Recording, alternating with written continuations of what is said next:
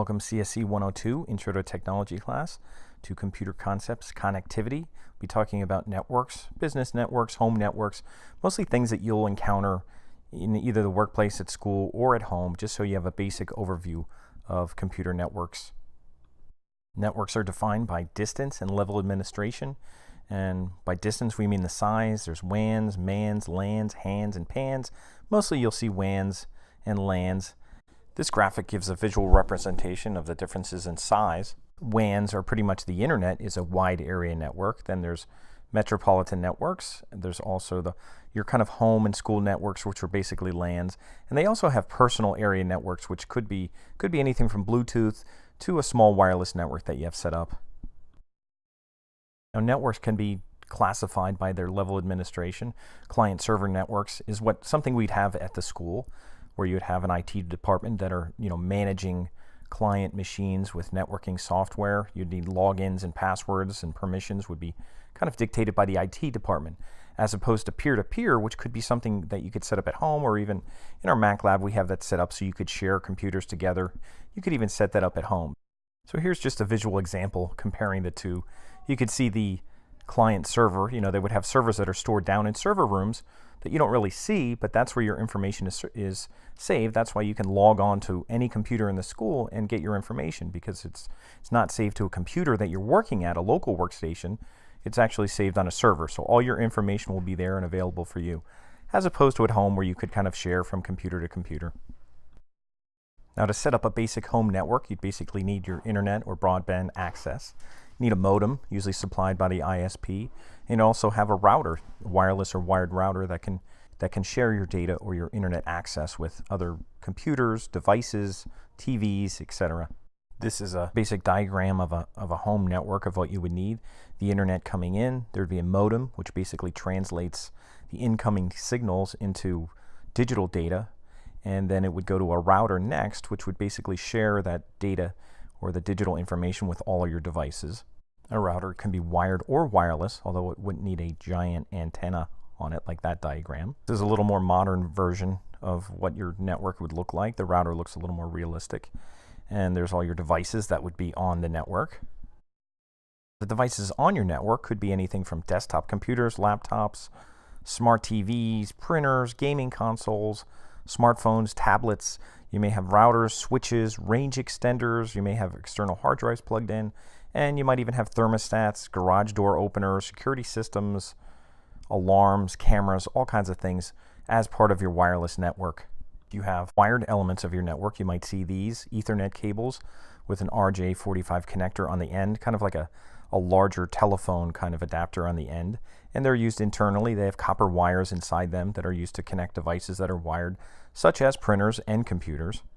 This is a visual of what the inside of an Ethernet cable would look like. It actually has 4 twisted pairs, 8 wires altogether, which go into that little head.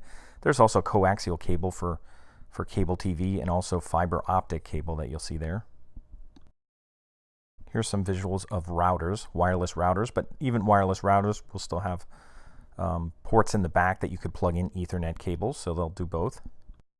Routers can have an ID name. You might see the listing of wireless networks on there that you can change. You'll have a Wi-Fi password to make it more secure, and there's different types of security protocols that are set up that are probably built in already. A popular router manufacturer is Netgear.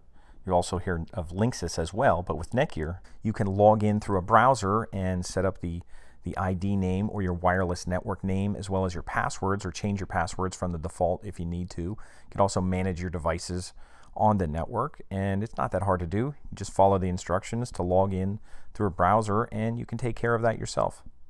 Now let's shift gears and we'll talk about broadband internet options. Some of them you may have more than one option. Sometimes you may only have one option. Cable, DSL, Fios, satellite, mobile broadband, using your phone if you have to. Depending where you live, that may limit what you can use for your broadband internet options. Cable's probably the best option available in this general area right now.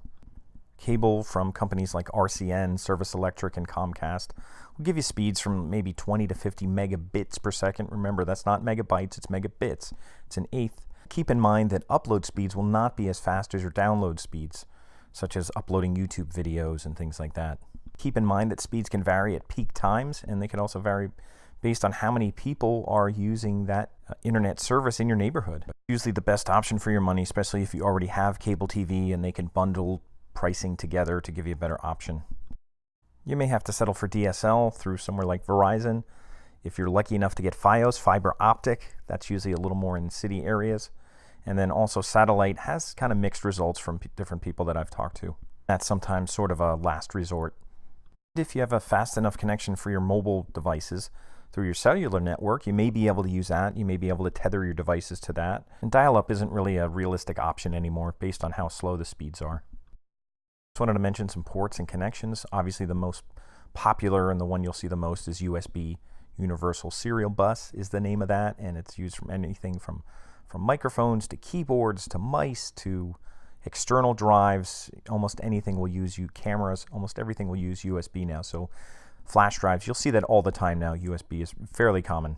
You might see HDMI now for connecting high definition devices, TVs, video games. You're going to see that a lot more often than the old RCA cables that we used to use.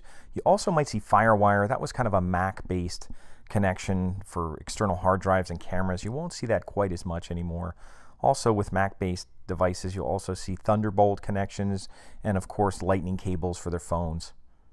There's a picture of the old RCA connectors that you might have used for VCRs and for DVD players and things like that. And even for your TV systems, you might have still had to use those for satellite and things like that. There's a Bluetooth headset and a picture of one there. If you ever see someone out in public wearing one of those and talking, you probably think, what a jerk. But actually for driving and things like that, it's a lot safer, so it doesn't mean you're a jerk if you have one of those. And you're gonna start using a lot of things for Bluetooth now, speakers, all kinds of things. So that's another level of connectivity. And I think we'll end our connectivity presentation right here. Thanks for listening.